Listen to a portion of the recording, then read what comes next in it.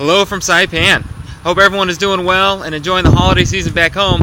As much as I want to be there with you all, the operation for Super Typhoon U2 has gone a bit longer than expected. The damage on the islands was far more extensive than originally projected, and that has pushed our timeline back until late December. Rather than the originally projected 3,000 homes with major or catastrophic damage, we are now over 6,000. The mass care continues. Our main focus is the recovery program through which we're providing casework, mental health support, health services, and financial assistance to hundreds of families every day. The good news is that we've shifted our operation as needed to support every family in need of our assistance. We're getting the job done here and continue to work from dawn to dusk to help the community recover. To keep this going, the doc has asked that I remain on the operation until the job is done. Based on our current timeline, that means I'll probably be back in the office by December 28th. I thank Selena, Yvette, the L team, the DCS team, and for all of you for all you're doing back home to make it possible for me to do this. So, what is it like here?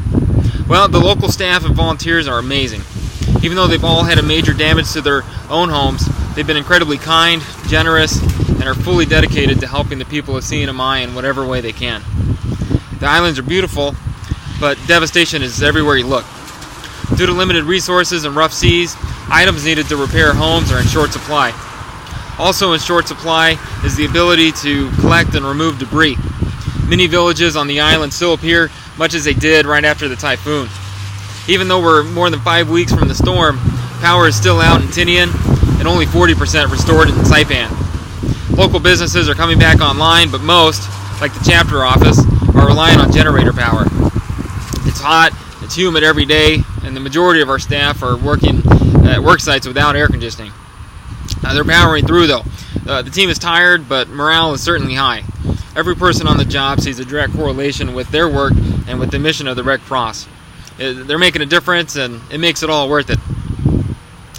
Poverty levels were also high before the storm, and the typhoon seems to have aimed at the most vulnerable of villages.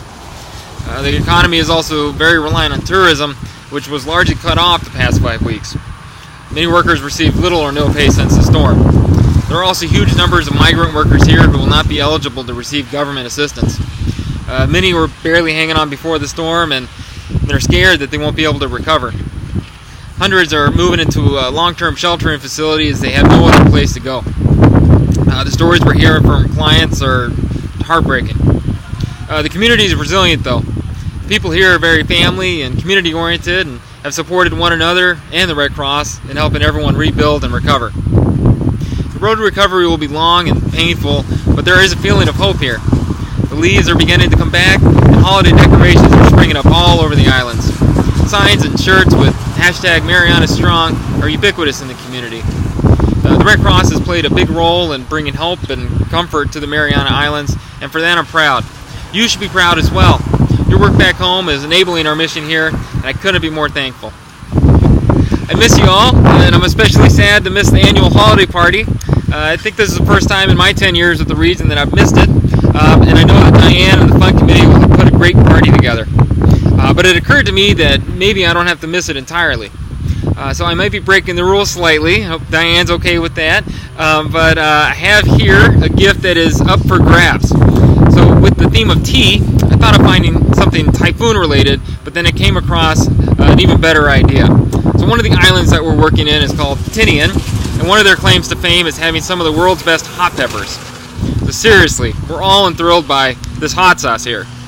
So I have not only one, but 2 bottles of this Tinian peppers, super hot Tinian peppers. It's incredibly delicious, and I think that whoever is interested in this is their gift. I think you won't be disappointed. So please throw it in the mix, and Diane, if you could be my proxy during the party, that would be excellent. So let me close by saying that I know the past few months have been incredibly busy. Since Hurricane Florence wreaked havoc on the East Coast, our team has responded to over 250 home fires and has helped over 1,000 clients in their moment of need. You've also responded to major events such as the tragic hospital shooting, the Amtrak accident, supported sheltering during the winter storm, and have sent folks to help downstate after the tornadoes.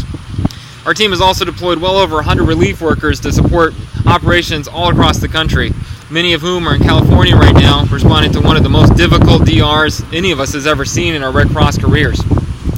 Even with all the response activity, you've also been all throughout the community installing smoke alarms, teaching CPR, first aid, and youth preparedness classes, collecting urgently needed blood supply, are updating shelter agreements, are leaning forward on plans for Sound the Alarm and Heroes Breakfast, and are doing heroic work in securing donations to enable all of that.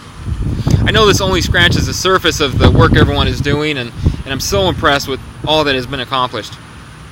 It has been a historical and challenging season for us, but we have stood tall. Whether you've stayed home managing blue sky efforts, or whether you've traveled to California, Florida, the Carolinas, the East Coast, downstate, or to here in Saipan, you've been integral in our continued success. No matter what your role is with the Red Cross, you have made a profound difference in delivering a humanitarian mission locally and across the country this year. I could not be more proud than I am today to be part of our amazing Chicago and Northern Illinois team. Thank you so much for everything you've done to support me and my family during this extended deployment, and I wish you and your loved ones a festive holiday. I'll leave you with the Red Cross motto, which we've all embodied this year. Sleeves up, hearts open, all in.